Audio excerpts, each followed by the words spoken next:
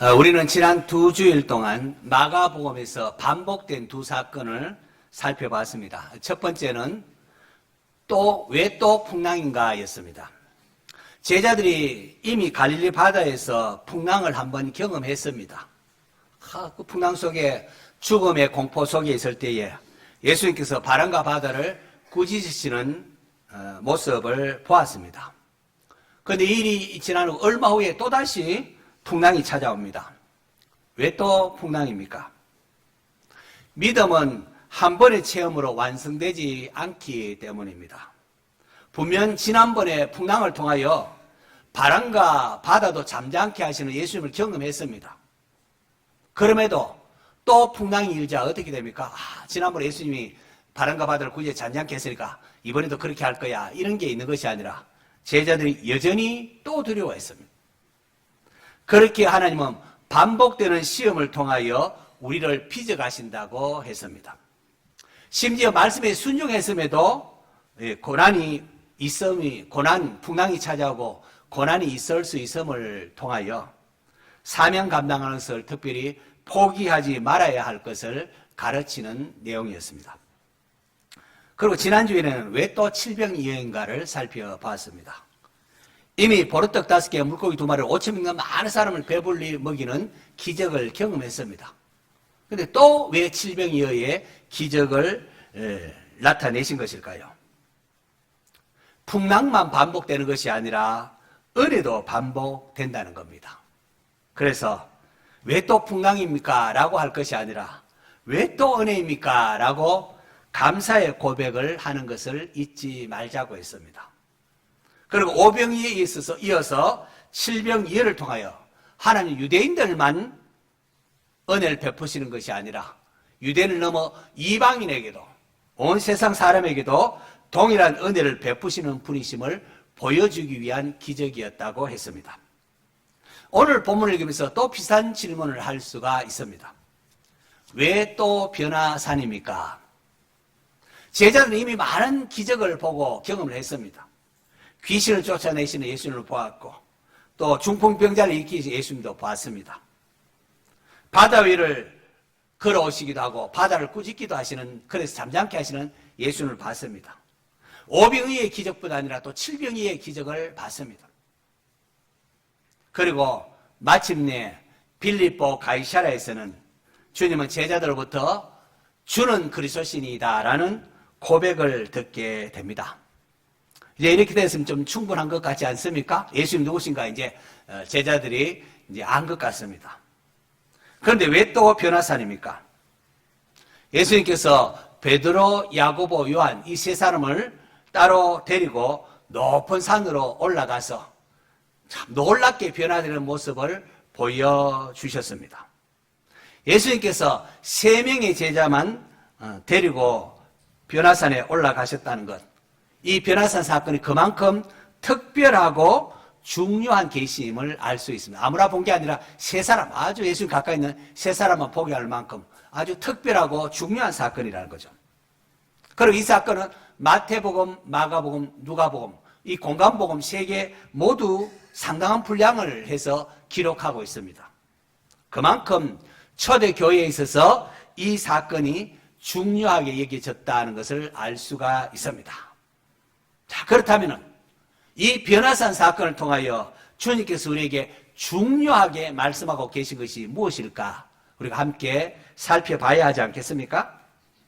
사건은 이렇게 시작됩니다. 2절에 보니까 엿새 후에 예수께서 베드로와 야고보와 요한을 데리시고 따로 높은 산에 올라가셨더니, 엿새 후에, 마태복음에도 동일하게 엿새 후이라고 표현하고 있습니다. 엿새 후에, 유대인들은 이 표현을 들으면 출애굽 당시에 시내산 사건을 떠올립니다. 출애굽기 24장에 보면은 모세가 시내산에 올라가는 장면이 기록되어 있습니다. 높은 산 시내산에 올라갑니다. 그때 구름이 산을 덮습니다. 그리고 성경은 이렇게 말합니다. 구름이 엿새 동안 산을 가리더니, 엿새 동안 산을 가리더니, 그리고 7째 날 하나님께서 모세에게 말씀하시는 장면으로 이어집니다. 변화산에서도 그야말로 비슷한 장면이 재현이 됩니다. 높은 산, 구름이 가리고 하나님의 영광이 임하고 그리고 하늘의 음성이 들리는 것. 참 신의 사상과 똑같지 않습니까? 결국 마태복음과 마가복음은 이 변화산 사건을 또 하나의 새로운 신의 산 사건으로 묘사하고 있다는 겁니다. 하지만 동시에 과거의 신의 산 사건보다도 훨씬 더 위대한 사건으로 변화산 사건이 나타납니다. 왜냐하면 신의 산에서는 모세가 하나님의 영광, 하나님의 뒤편만 이렇게 봅니다. 그런데 변화산에서는 예수님 자신이 영광의 근원이 되심을 계시해 주십니다. 그래서 훗날 사도 요한은 마태, 마가 누구만 있는 게 아니고 사도 요한복음에도 보니까 우리가 그의 영광을 보니 아버지의 독생자의 영광이요 은혜와 진리가 충만하더라 하면서 이 변화산에서의 사건을 우리에게 기록하고 있습니다. 변화산에서 목격한 주님의 이 놀라운 신성을 사도 요한이 그의 복음서에 이렇게 말하고 있다는 거죠.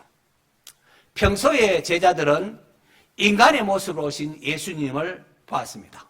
그래서 예수님이 때로 배고파하시고 또 목말라도 하시고 또 피곤하면은 너무 피곤해서 잠을 주무시는 예수님을 보았습니다. 그러나 변화산에서는 베일 뒤에 감추어져 있던 하나님의 영광이 확 드러납니다. 얼굴이 해같이 빛나고 옷이 광채가 나고 세상에서 빨래하는 자가 그렇게 희귀할 수 없을 만큼 아주 희어졌습니다. 훗날 밤모습에서 사도 요한은 다시 영광의 주님을 보게 됩니다. 그 얼굴은 해가 힘있게 비치는 것 같더라라고 계시록 1장 7절에 변화산에서 본 그 영광의 주님과 동일한 주님의 모습을 기록하면서 다시 오실 재림하실 주님을 앙망하는 사도 요한의 모습을 볼 수가 있습니다. 예수님과 함께 세제가 높은 산에 올랐는데 갑자기 두 사람이 나타납니다. 모세와 엘리야입니다. 왜 하필이면 모세와 엘리야일까? 아브라함도 아니고 다윗도 아닙니다. 선지자로서 이사야도 아니고 에레미야도 아닙니다. 모세와 엘리야. 여러분, 모세는 이미 1400년 전에 죽은 인물 아닙니까? 1400년 이미 모세가 죽은 지 1400년이 지났습니다. 신명기 34장에 보니까 모세는 모압 땅에서 죽었더라라고 되어 있습니다. 반면 엘리야는 죽음을 맛보지 아니하고 불병거를 타고 하늘로 승천한 자입니다. 지금 이 두 사람이 지금 예수님과 대화를 합니다. 이 장면은 몇 가지 중요한 진리의 단편을 우리에게 보여줍니다. 죽음이 끝이 아니라는 사실이죠. 모세는 죽었지만 지금 하나님 앞에, 주님 앞에 살아서 지금 대화하고 있습니다. 부활을 부인하는 사도개인을 향하여 예수님께서 말씀하셨습니다. 하나님은 죽은 자의 하나님이 아니요 산 자의 하나님이시니라. 이 변화산 사건은 죽음 이후에도 하나님 백성은 살아있음을 보여주는 아주 강력한 증거에 해당됩니다. 또한 모세와 엘리야는 아주 특별한 의미를 가진 인물입니다. 모세는 율법을 대표하는 인물입니다. 유대인들이 율법을 가리켜서 모세의 율법이라 이렇게 일컫지 않습니까? 모세는 시내산에서 하나님의 율법을 직접 받은 사람입니다.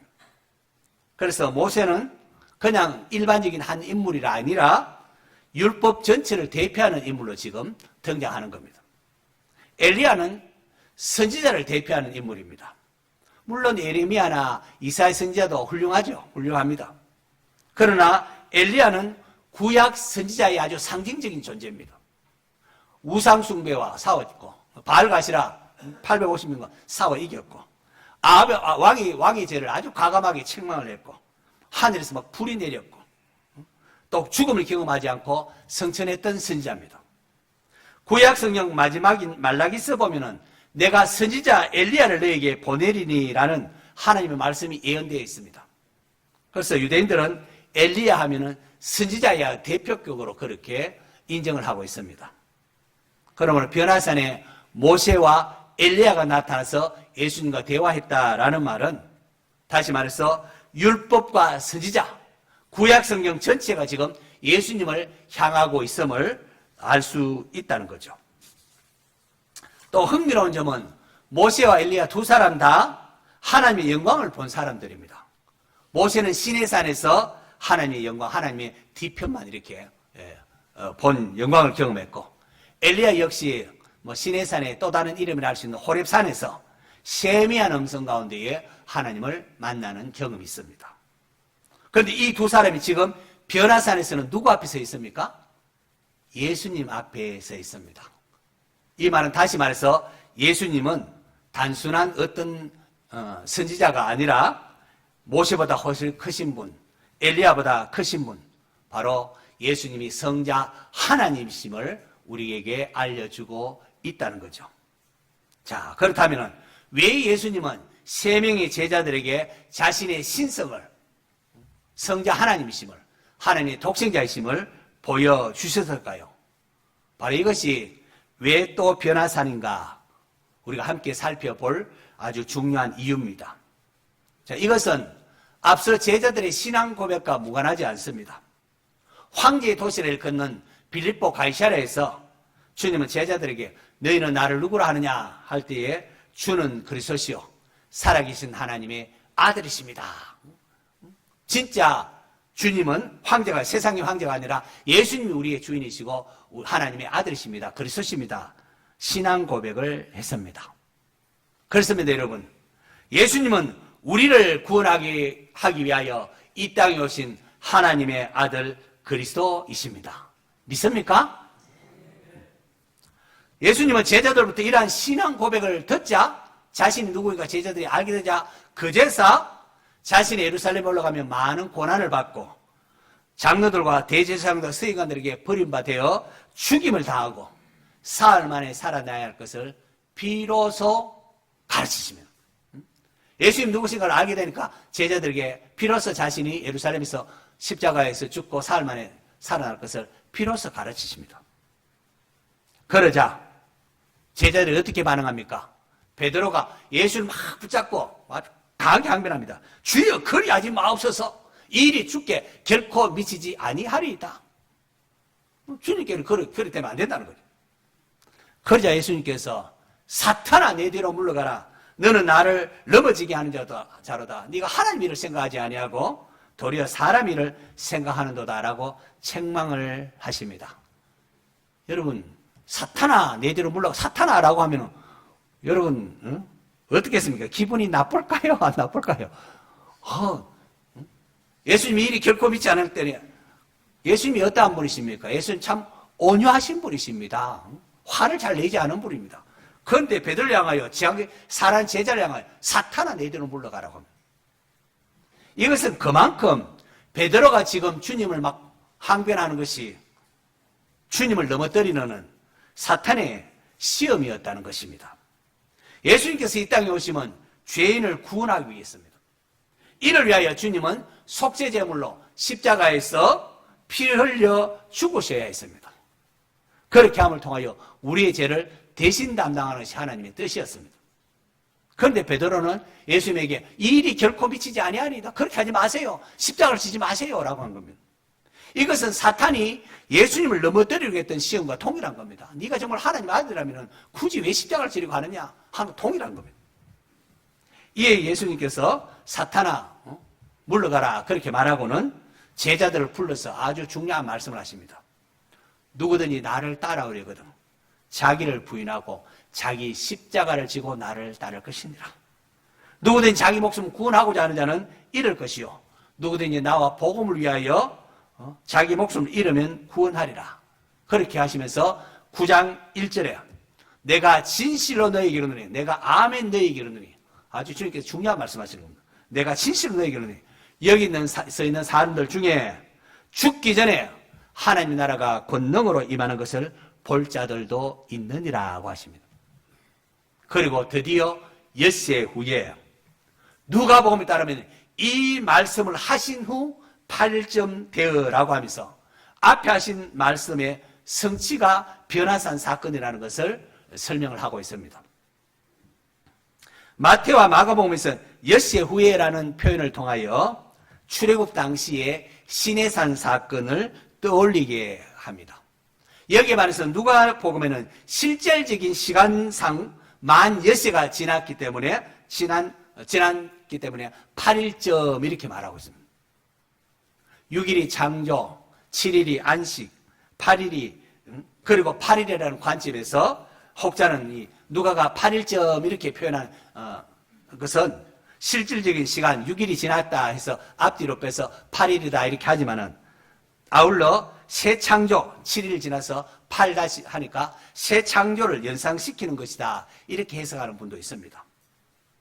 특히 마태 마가복음에서는 나와 있지 않는 누가복음에서는 모세와 엘리야가 예수님과 대화하는데 예수님께서 예루살렘에서 별세하실 것을 말할세라고 되어 있습니다. 여기서 별세라고 번역된 단어 헬라어로 보면 엑스도스네, 엑스도스. 이건 단순한 죽음이라는 의미도 있지만 그것보다도 출애굽이라는 이런 의미가 또한 담겨져 있습니다. 모세가 출애굽의 첫 번째 출애굽 지도자였다면 예수님은 죄와 사망에서 인류를 구원하는 새로운 출애굽의 지도자임을 암시하는 것이라 그렇게 볼 수가 있습니다. 자, 무슨 말입니까? 변화산은 예수님께서 십자가를 피하는 그런 산이 아니라 도리어 이 십자가의 의미를 밝히는 산이라는 겁니다. 베드로는 주여 거하지 마옵소서라고 했지만은 주님은 강하게 그것을 책망하시면서 그들을 따로 높은 산에 데리고 가서 자신의 신성을 보여주시면서 십자가를 부인하고 나를 따르라라고 말씀을 십자가를 부인하지 말고 나를 따르라라고 하신 겁니다. 주님은 앞서 자기 십자가를 지고 나를 따르라고 하신 후에 여기 서 있는 사람들 중에 죽기 전에 하나님 나라가 권능으로 임하는 것을 볼 자들도 있느니라고 했었는데 언제 보지요? 바로 변화산에서. 이 변화산을 통하여 주님께서 이것을 맛보게 하신 것입니다. 베드로, 야고보, 요한에게 이것을 맛보게 하신 겁니다. 변화산 사건은 단순히 예수님이 신기하게 변화됐다 그걸 말하는 게 아닙니다. 변화산은 장차 나타날 영광의 나라를 미리 보여준 사건. 다시 말해서 변화산은 재림의 예고편. 재림하실 때 그님의 영광스러운 모습을 미리 보여준 겁니다. 재림 때 나타날 왕의 영광, 하나님 나라의 영광을 미리 잠시 베드로, 야고보, 요한에게 보여주신 겁니다. 훗날 베드로가 죽기 전에 이 변화산 사건을 회상하면서 예수님의 재림을 부인하는 자들에게 미혹되지 말라고 하면서 편지 쓴 게 베드로후서 아닙니까? 그 베드로후서에 우리 주 예수 그리스도의 능력과 강림하심을 너에게 알게 한 것은 예수 그리스도의 능력과 강림하심 할 때 이 강림은 단어가 재림을 의미하는 파루시아입니다. 예수님의 재림을 언급한 것은 교묘히 만든 이야기가 아니, 이건 지어낸 이야기가 아니다. 우리는 그의 크신 위엄을 친히 본 자라라고 합니다. 지극히 큰 영광 중에서 이러한 소리가 그에게 나기를 이는 내 사랑하는 아들이요 내 기뻐하는 자라 하실 때 그가 하나님 아버지께 존귀와 영광을 받으셨느니라. 이 소리는 우리가 그와 함께 거룩한 산에 있을 때에 이 변화산에 있을 때에 하늘로부터 난 것을 들은 것이라 라고 합니다. 예수님의 재림을 우리는 목격했다는 그때 그 영광을 우리가 변화산에서 목격했다는 겁니다. 이건 예수님 재림은 지어낸 이야기가 아니다 하면서 우리가 친히 예수님의 강림을 미리 보았다고 하면서 성도들에게 재림이 없다는 그런 거짓 선지자들의 말에 미혹되지 말라라고 하는 겁니다. 그런데 보십시오. 당시 변화산에서 영광스러운 주님의 모습을 본 베드로, 랍비여, 우리가 여기 있는 게 좋습니다. 초막 셋을 짓겠는데 하나는 주를 위하여, 하나는 모세를 위하여, 하나는 엘리야를 위하여 짓겠나이다 라고 합니다.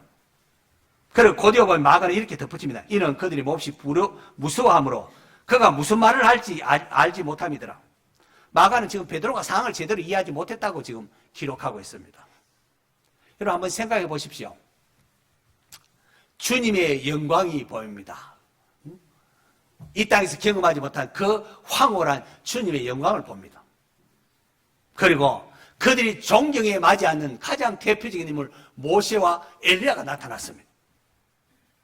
하늘에서 막 음성이 들립니다. 하나님의 임재가 충만합니다.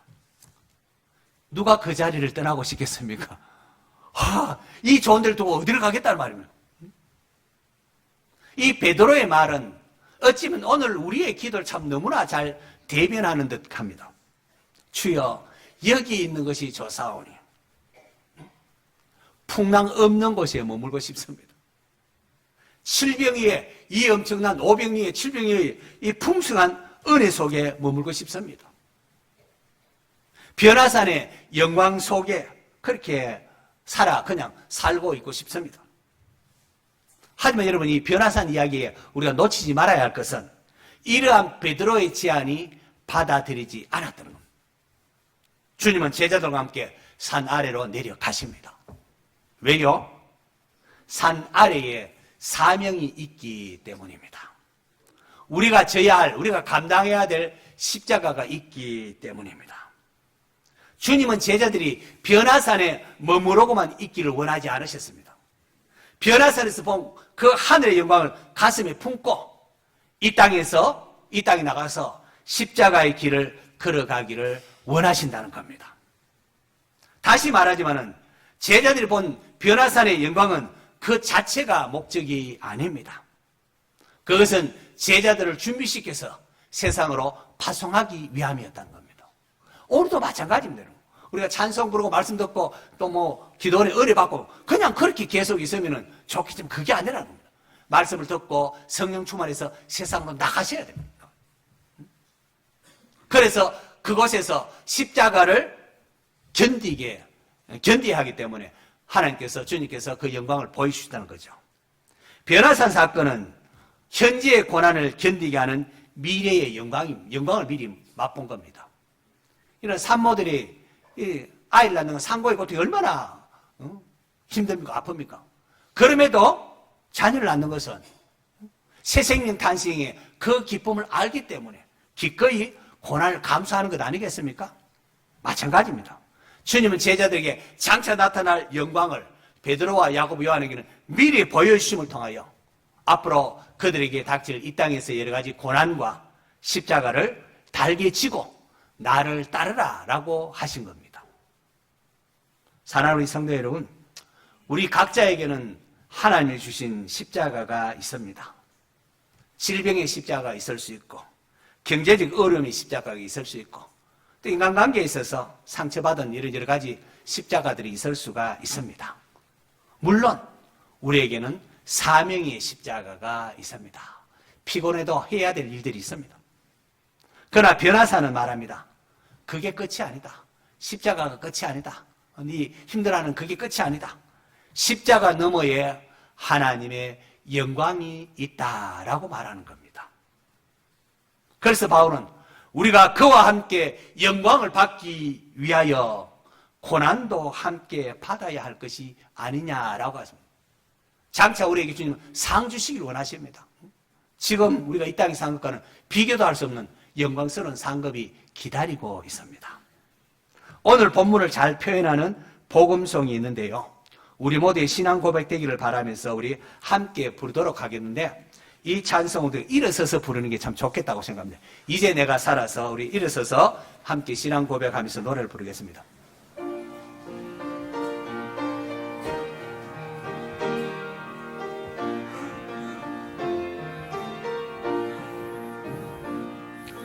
이제 내가 살아도 주 위에 살고 이제 내가 죽어도 주 위에 죽네.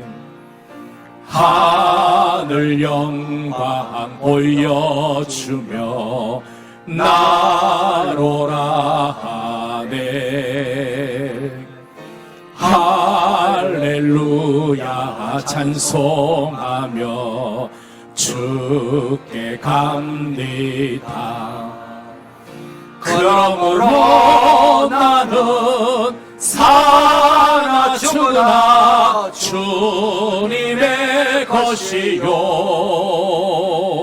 살아 죽으나 살아